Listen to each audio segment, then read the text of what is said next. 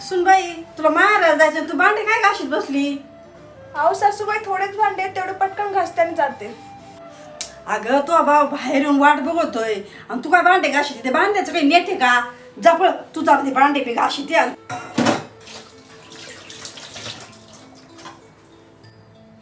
अगं सुनबाई मारायला जायचे, तिला जरा थोडेसे पैसे देते बरं याला. तेवढेच तिला तेवढेच.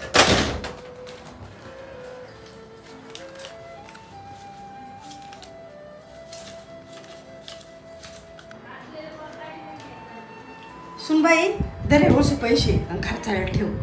अहो सासूबाई पैशाची काय गरज आहे? मला जेव्हा गरज पडाल तेव्हा मी मम्मीला मागल. बाळा आता पहिल्यासारखी गोष्ट नाही राहिली. तुझं आता लग्न झाले आणि तू आपल्या इथून अशी मोकळ्या हाताने गेलेलं चांगलं दिसन का? एक गोष्ट कान खोलून ऐक आता इथून पुढं कधी आईबापाला पैसे मागायचे नाही. तुला कधी जरूरत असेल ना तू फक्त फोन करून मला सांग, मी पोराला सांगेन तुला पैसे पाठवायचे. हा समजलं ना तुला? सासूबाई तुम्हाला एक गोष्ट सांगू का? तुमचे विचार चांगले आहेत म्हणून, नाहीतर काहींच्या मुलींच्या सासरकडचे कसे असतात, मुली माहेरी गेली नाही की लगेच हुंडा घेतात, पैसे घेतात, गाड्याच घेऊन ये. अशा छोट्या छोट्या गोष्टींमुळे किती मुलींचे तर संसार सुद्धा तुटलेत. पण माझं तसं नाही. मी खूप नशीबवान आहे की मला तुमच्यासारखी सासू मिळाली. बरं धर बाळा. हां तुझे आई वडील तिकडे वाट बघत असते ना, आवडून घे पटकन. हा मी तुला मिठाई फळं बिळं घेऊन येते, तोपर्यंत तू हवं. आणि हे अजून काय आणायचं का? काही नाही सासूबाई, बस झालं एवढंच.